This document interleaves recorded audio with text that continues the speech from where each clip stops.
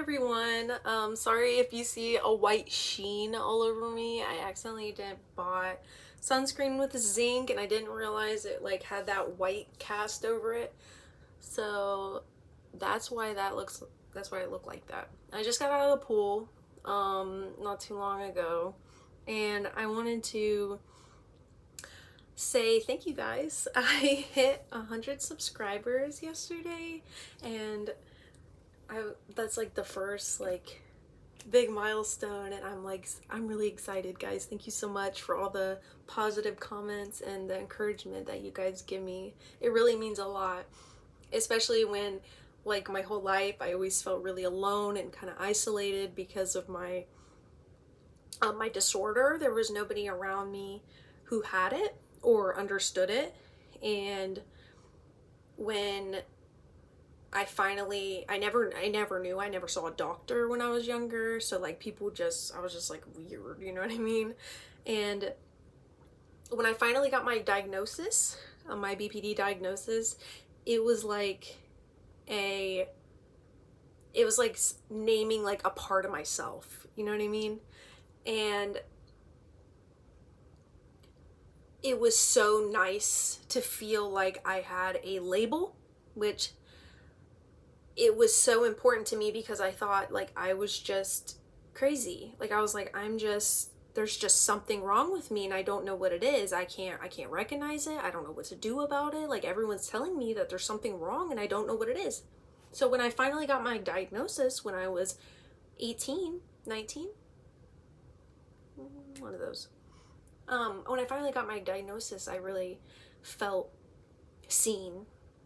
Last when I looked at like BPD and I looked it up, I got a lot of hate for people from people who were around people with BPD who had really negative experiences, like trying to be close to someone with like the really intense symptoms that people with BPD tend to have, myself included. I was not the easiest person to be around, but that doesn't make me a bad person, and that took me a really long time to understand. I'm not a bad person because of my problems, and some people feel like I'm not saying like, of course anyone, no matter what your mental illness or you do or you don't, you can still like mess up, you know what I mean? And you have to put in the effort to change and to like try to like manage it.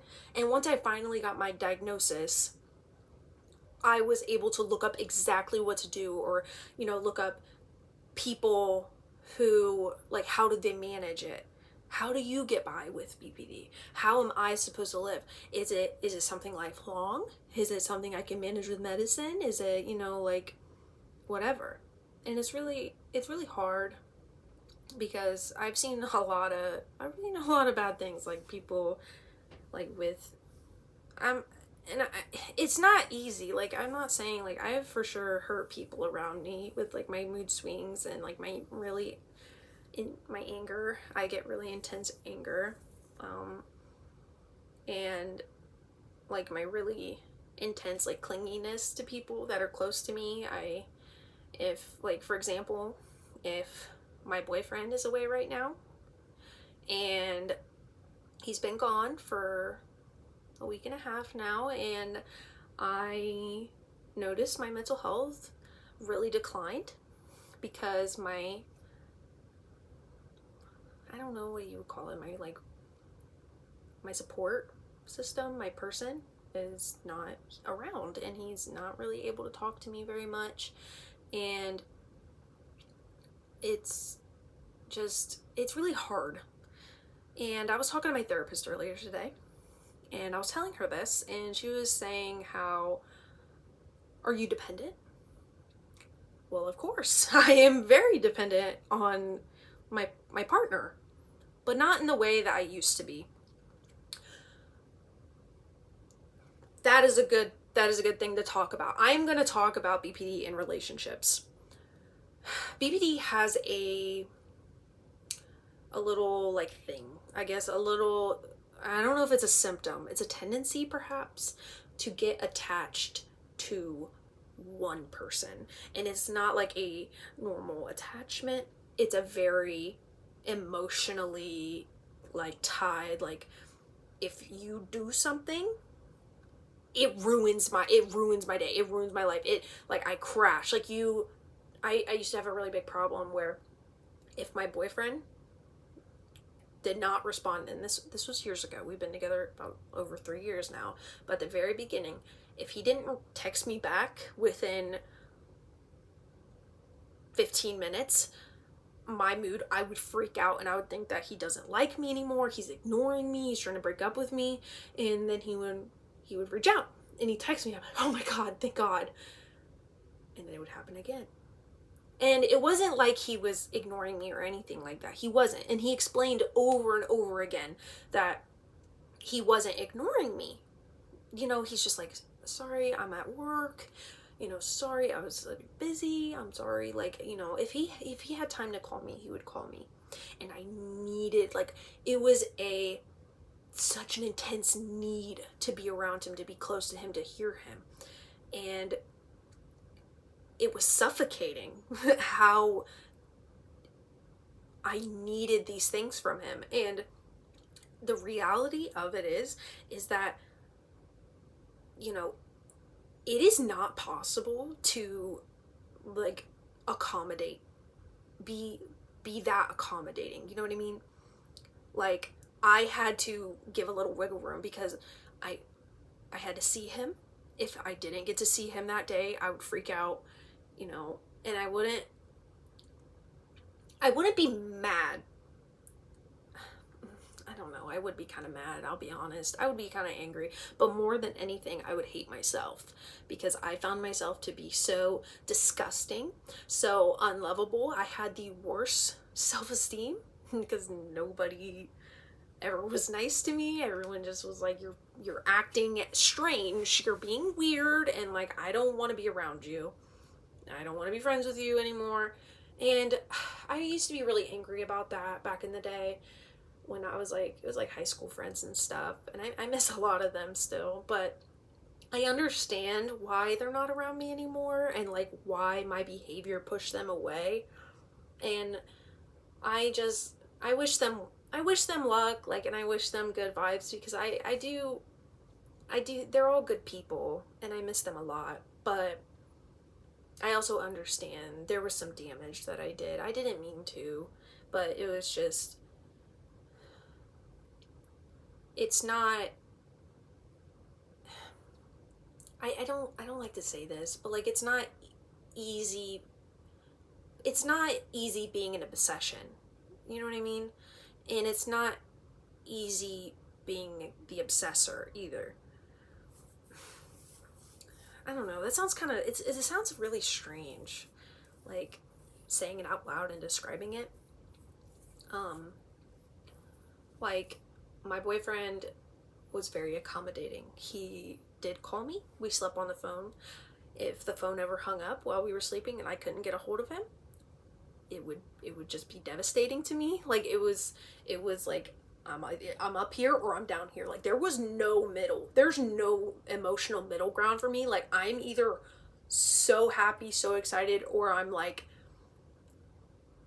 I'm the worst I'm ever gonna be. You know what I mean? Like, I'm not able to get out of bed. I'm not able to eat. Like, and it could be tripped up by something as simple as not being texted back quick enough by my favorite person. That's what I see it referred to as online.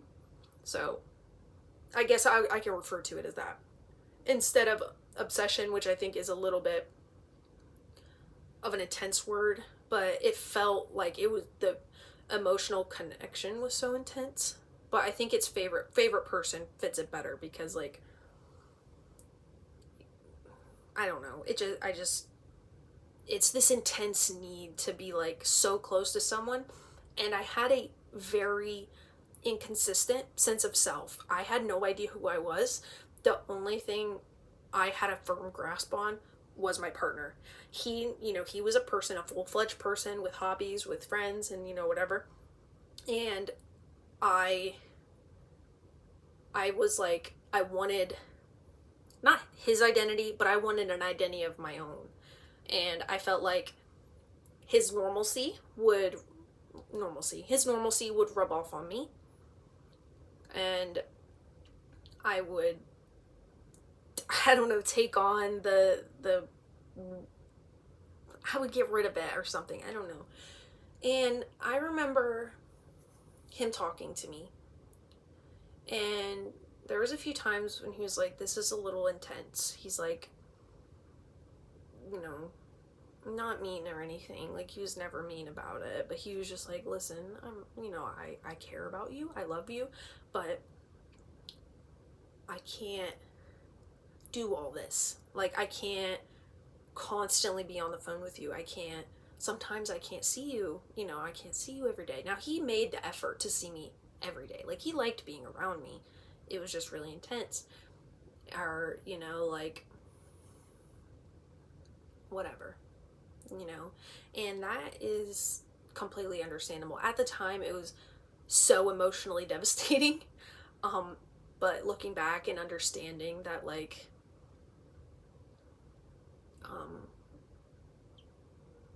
understanding what that would have felt like for him, I have no like pent up anger or anything. I've completely let that go. You know what I mean? I don't know. Sometimes I still beat myself up over it, and I'm like, oh God, that's so embarrassing that I did that, or God, like, I'm a bad person. And I don't think people are bad people. I think they do bad things sometimes.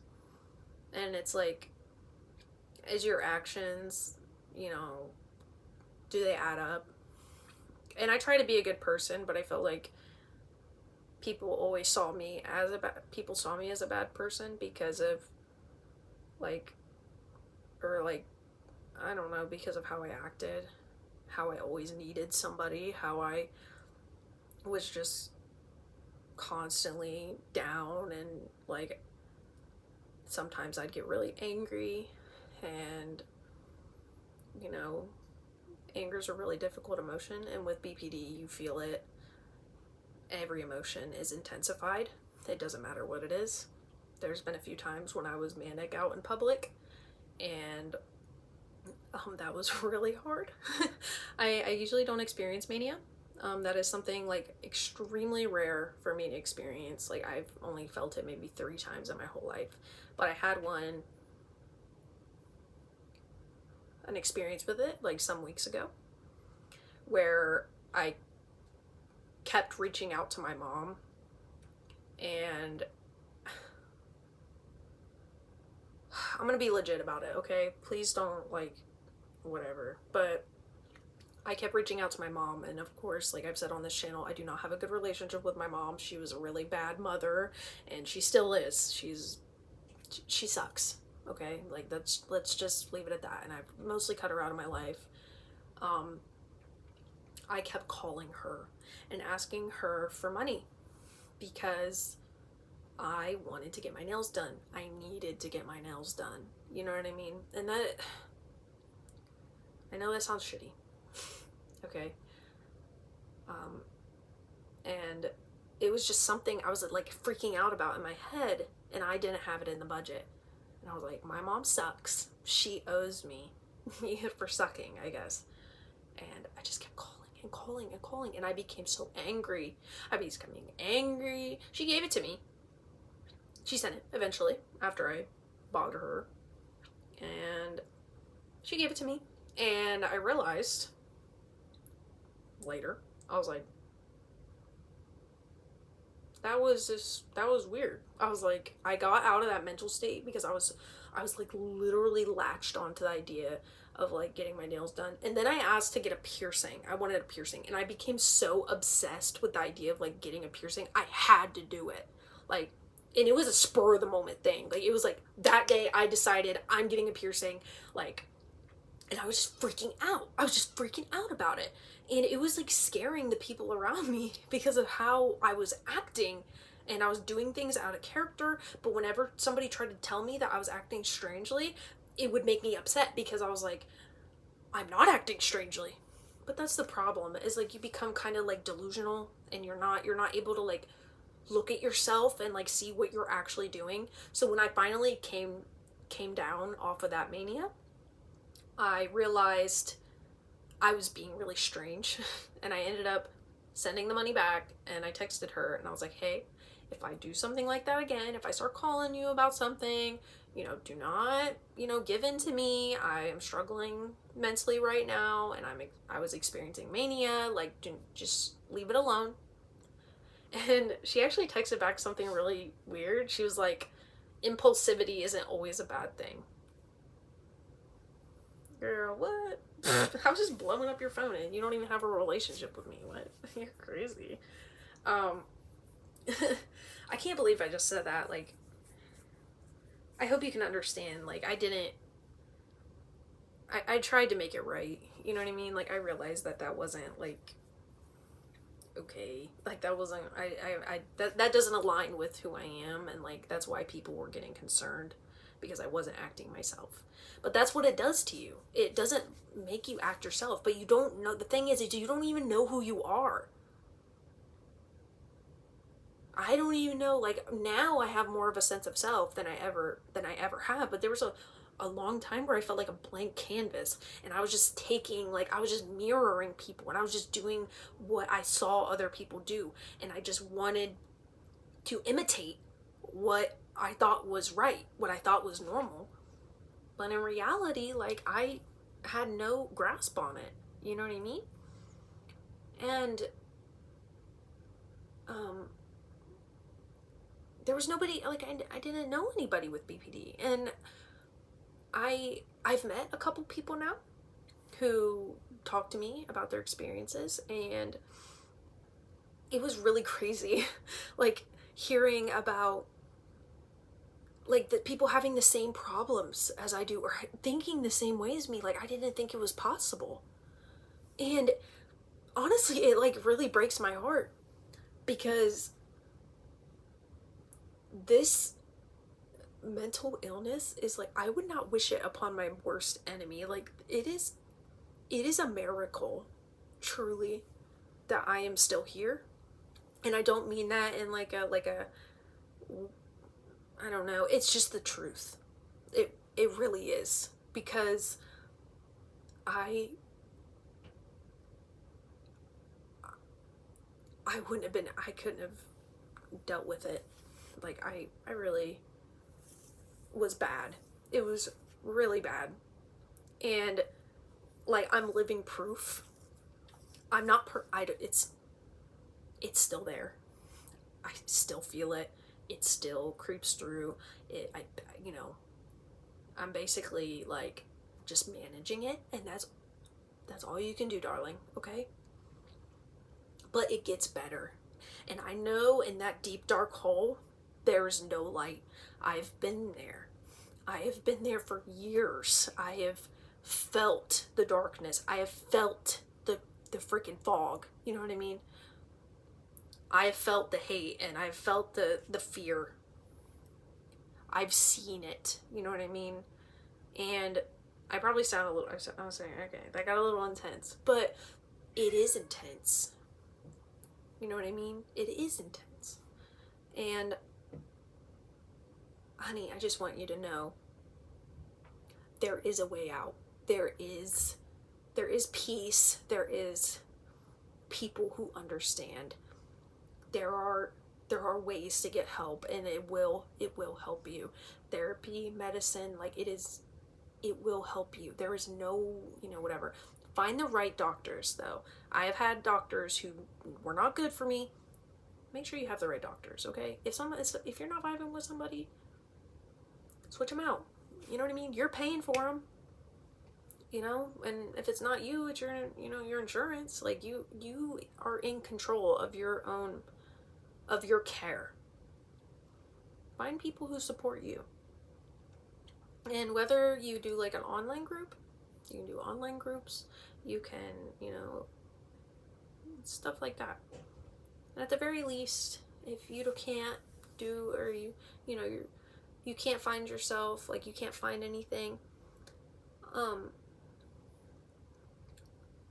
look up how to manage symptoms. yoga helped me for a while, giving me ways to move my body, get up, get out of bed, you know, feel good about myself.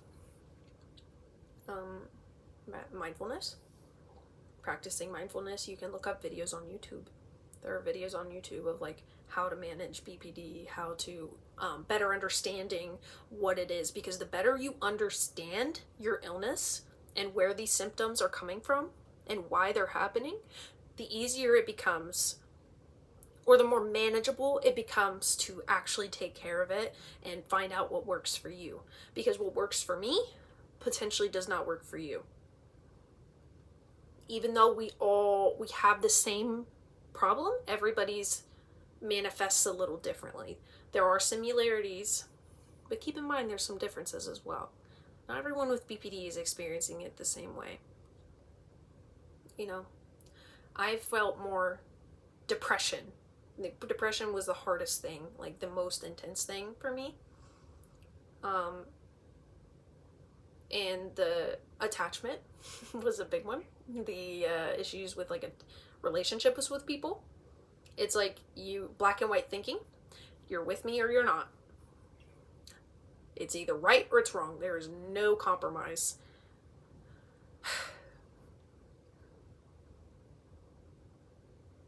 And it really destroys like your social life, because some people just don't want to put in the effort. You know, why it's just easier to not, you know what I mean? But there are people out there who will put in the effort and who care about you and who are there for you. And I want you to know that you are worthy. You are worthy of life, and you are worthy of kindness, and you are worthy of love and respect, and you know, you are worthy of being taken care of. And having these problems does not make you a bad person. Having these problems does not make you any less. It is just a part of you, and you can either try to reject it and like push it down and whatever, but it'll be there. And I'm sorry, darling. I know that's not what you want to hear, but it's what I've had to deal with. It's a hard pill to swallow, and it's not easy, and I don't think it'll ever be. But regardless, I think it's important to talk about, and I will talk about the things that I am, the ugly sides of the disorder that some people don't want to talk about. Anyway, thank you guys again for being so supportive and kind to me. It really means a lot. This video feels a little bit intense to me, felt a little bit intense. I opened up a lot, talked about a lot. Feeling a little anxious now, I'm not gonna lie. But I think I'm gonna end the video here. Again, thank you guys so much for watching, and I can't wait to see you guys in the next one. Bye.